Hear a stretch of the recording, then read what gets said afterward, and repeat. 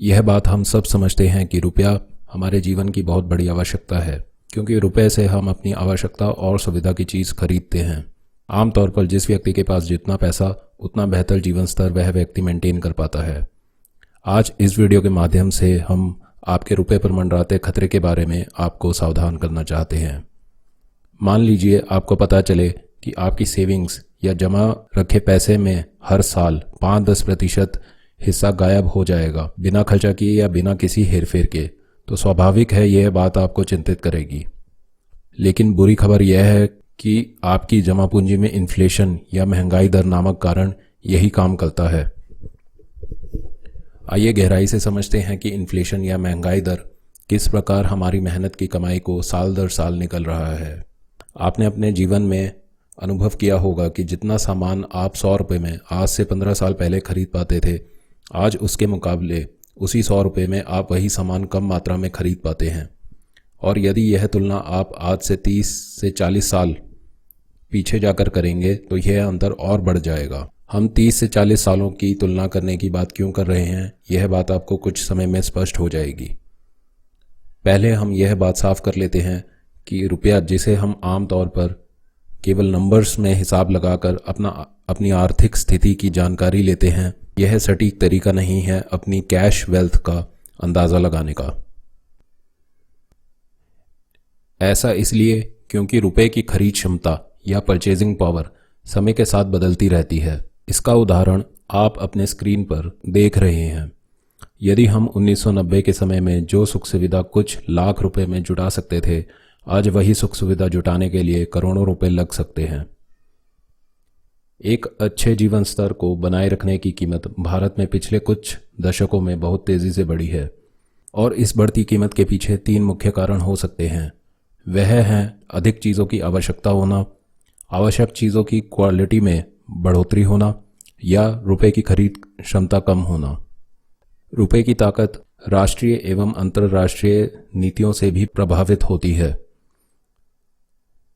Screen पर दिख रहे चार्ट पर आप देख सकते हैं कि विश्व की सबसे मजबूत मुद्रा अमेरिकी डॉलर के प्रति रुपया कई सालों से गिरता चला आ रहा है।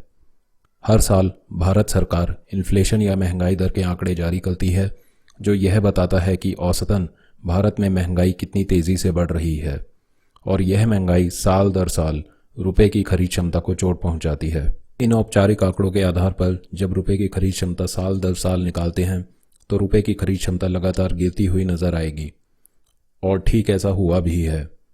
इस चार्ट का मतलब है कि 2021 में 100 रुपये की कीमत 1990 के 20 रुपये के बराबर ही रह गई है।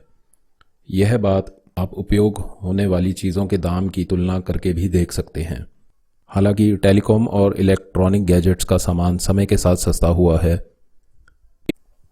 लेकिन यदि 1 किलो आलू की कीमत भारतीय शहरों में पिछले 26 सालों में 3 से 4 गुना बढ़ गई है, तो इसका मतलब यह नहीं है कि आलू की गुणवत्ता में 3 से 4 गुना की बढ़ोतरी हुई है, परंतु यह है कि रुपए की खरीद क्षमता 70 से 80% तक कम हो गई है। तो रुपए के परचेजिंग पावर या खरीद क्षमता का सिद्धांत आपको काफ़ी हद तक समझ आ गया होगा। इसे और स्पष्ट तरीके से समझने के लिए आप अलग अलग चीज़ों के दाम का पर्सनल रिकॉर्ड बनाएं और खुद देखें कि समय के साथ चीज़ों के दाम किस प्रकार बदले हैं। यह जानकारी आपको रिटायरमेंट प्लानिंग और पर्सनल फाइनेंशियल प्लानिंग में बहुत काम आएगी। इसके आधार पर आप सरकारी नीतियों को भी परख सकते हैं और हमारा देश किस दिशा में जा रहा है इसका भी अनुमान लगा सकते हैं।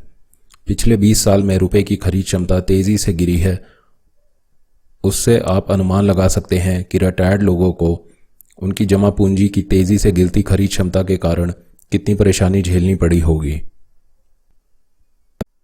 और हम यह बात भी स्पष्ट कर दें कि विश्व के अन्य देशों की राष्ट्रीय मुद्राओं की खरीद क्षमता भी समय के साथ घटती गई है। अंतर केवल इतना है कि विकसित राष्ट्रों में यह गिरावट बहुत धीमी होती है और विकासशील देशों में गिरावट की दर तेज होती है। इस जानकारी से आप समझ लें कि रुपया एक साधन है जो आपके जीवन के श्रम को रिवॉर्ड के रूप में बदलने में काम आता है। इस रिवॉर्ड की कीमत समय के साथ आपको बरकरार रखनी है, और यह कीमत बरकरार रखने के क्या क्या तरीके हैं वह जानने के लिए हमारे चैनल के साथ जुड़े रहें।